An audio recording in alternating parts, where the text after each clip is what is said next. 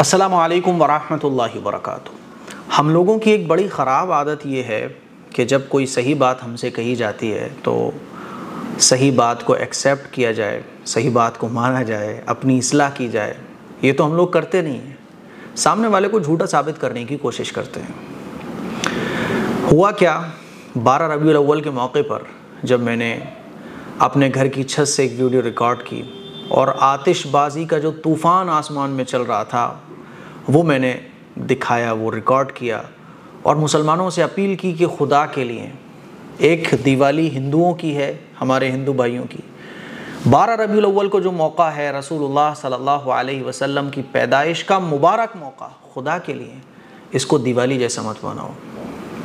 اور وہ جو آتش بازی آسمان میں ہو رہی تھی وہ میں نے پورا منظر دکھایا لوگوں کو اور کہا کہ دیکھو یہ دین نہیں ہے، یہ دین نہیں ہے اور یہ اسلام نہیں ہے، یہ نبی پاک صلی اللہ علیہ وسلم کا طریقہ نہیں ہے۔ ایک درد بھری اپیل میں نے اپنے تمام مسلمانوں سے کی۔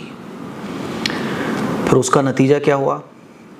ہونا یہ چاہیے تھا کہ لوگ ارادہ کرتے اور ویڈیو ریکارڈ کرتے کہ مفتی صاحب ہم ارادہ کرتے ہیں کہ ہم اپنے محلے میں 50 لوگوں کو ہر مہینے سدھاریں گے اور ان کو نبی پاک صلی اللہ علیہ وسلم کی سنتیں بتائیں گے۔ ہونا تو یہ چاہیے تھا، لوگ سپورٹ کرتے، اس میسیج کو اچھے طریقے سے آگے شیئر کرتے۔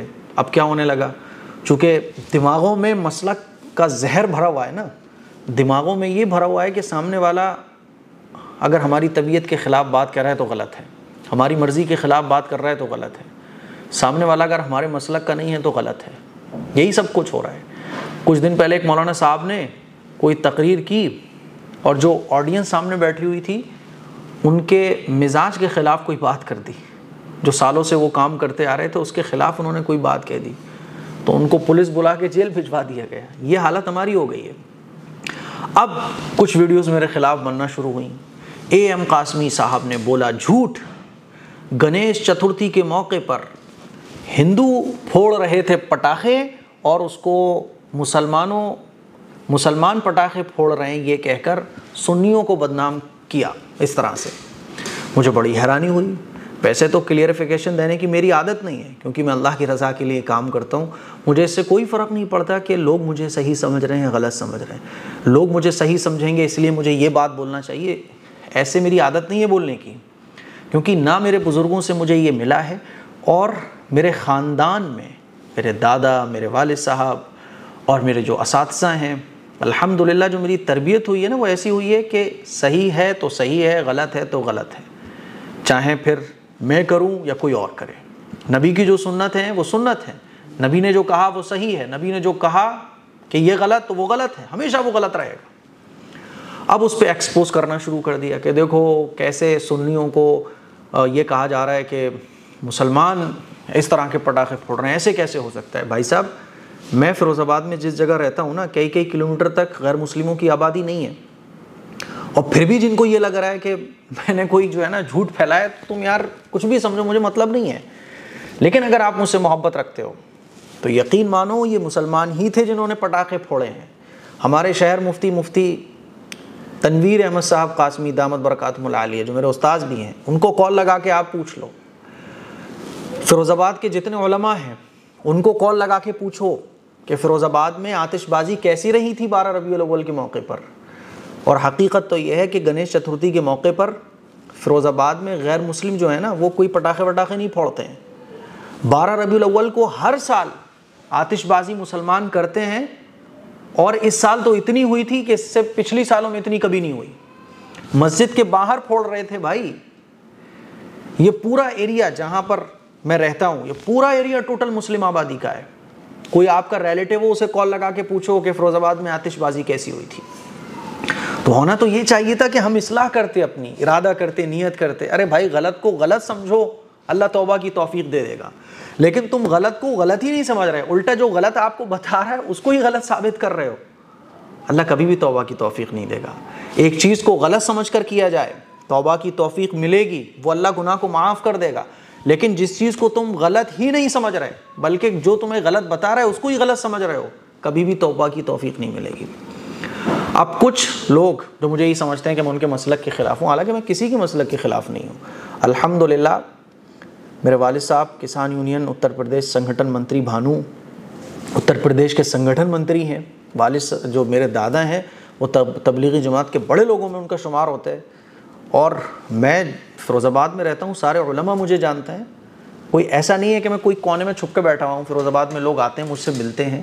تو میرے عزیز بھائیوں, میری بہنوں, یہ کہا جا رہا ہے کہ یہ تو غیر مسلموں کے ایریے کی ویڈیو ہے. ایسا بالکل بھی نہیں ہے. یہ مسلمانوں کے ایریے میں ہوا ہے.